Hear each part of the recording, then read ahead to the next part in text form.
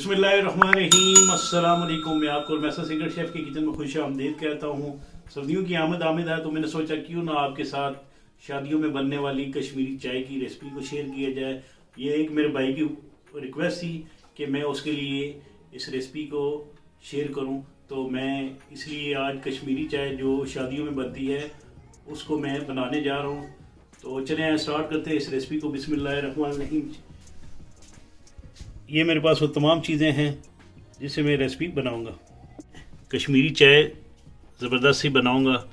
इसमें मेरे पास ये कश्मीरी चाय है, ये चीनी है, दूध है एवरीडे मिल्क, और इसके अलावा दूध है मेरे पास, और ये बादियान के फूल हैं, दालचीनी है, सौंफ है, ये जायफल और जवत्री है, इसके साथ ये फ्रेश क्रीम है, और ये नमक है थोड़ा सा, और ये दालचीनी है, ये इलायची हैं। ये तमाम चीज़ें, इन तमाम चीज़ों का मैं इस रेसिपी के बनाने में इस्तेमाल करूँगा। आपने कोशिश करनी है कि जो अच्छे वाली कश्मीरी चाय है ना, उसका आपने इसमें इस्तेमाल करना है। ये अच्छे वाली कश्मीरी चाय है। जब भी पंसार की दुकान पे जाएं तो उससे कहें कि आपको जो अच्छे वाली कश्मीरी चाय है उसका आपने इसमें इस्तेमाल करना है। तो अगर आप अच्छे वाली कश्मीरी चाय का इस्तेमाल करेंगे तो इससे इसका जायका भी ज़बरदस्त आएगा और उसमें टेस्ट भी बहुत अच्छा होगा इसका। तो कश्मीरी चाय बनाने के लिए मैं ये पानी डाल लूँगा इस पैन में। ये 2 गिलास मैंने इसके अंदर डालनी है। चूल्हे की फ्लेम को मैं ऑन कर लिया है। सबसे पहले मैं इसके अंदर ये इलायचियाँ डाल रहा हूँ।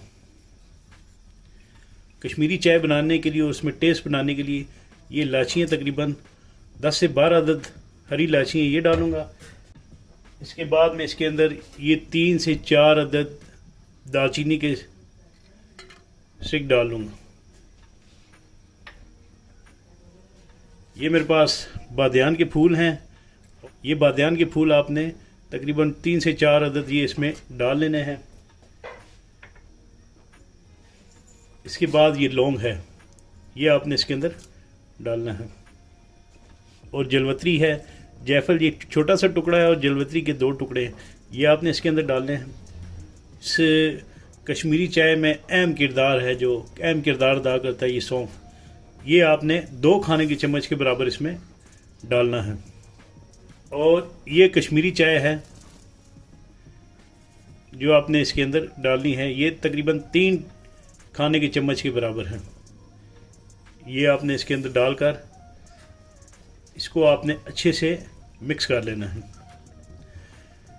ये मैंने 2 गिलास के बराबर पानी डाला है इसमें। ये इतनी देर तक आपने पकाना है जब तक ये सही पक कर तैयार होकर ये 1 गिलास के बराबर या आधा गिलास के बराबर ये पानी नहीं रह जाता ये कश्मीरी चाय का, तब तक आपने इसको पकाना है। जोश आना शुरू हो चुका है।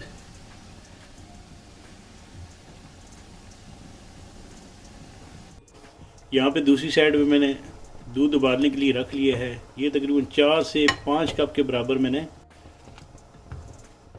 इसमें मैं शुगर जो है जो तकरीबन आधा कप के बराबर है ये अभी डाल दूंगा इसमें। इसको मैंने हल्की आंच पर रखा हुआ है।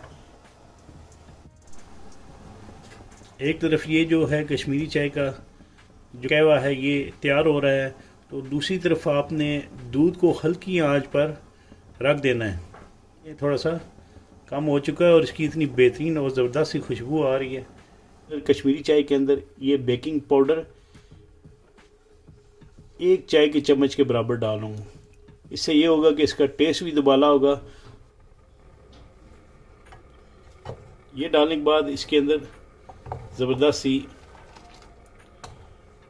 झाग भी बनेगी।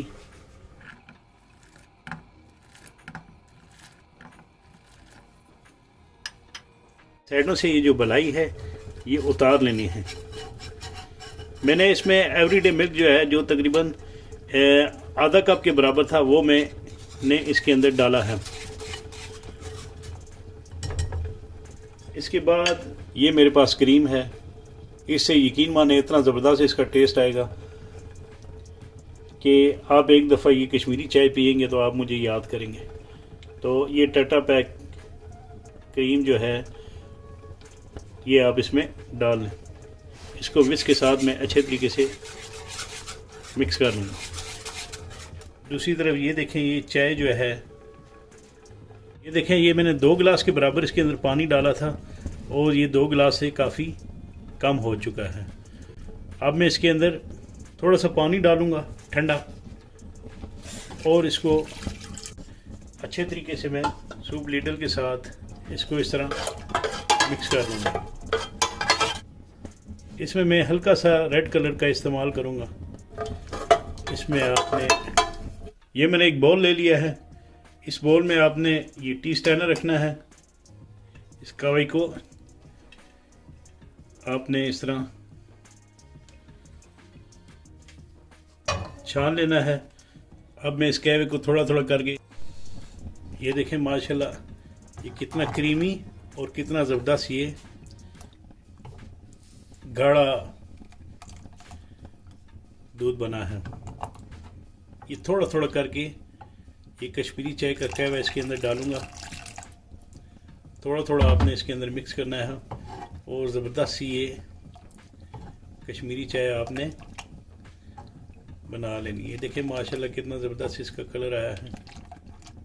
और ये देखें ये माशाल्लाह ज़बरदस्त सी कश्मीरी चाय जो है, थिक और गाढ़ी, जो बाज़ारों में और शादियों में इस्तेमाल की जाती है, ये तैयार हो चुकी है। ये मैंने ड्राई फ्रूट जिनमें बादाम, पिस्ता है और काजू हैं, इन तीनों को मैंने क्रश करके रख लिया है। ये आप इसकी टॉपिंग पर गार्निश के तौर पर भी इस्तेमाल कर सकते हैं। आप चाहें तो इसमें कोकोनट पाउडर का भी इस्तेमाल कर सकते हैं।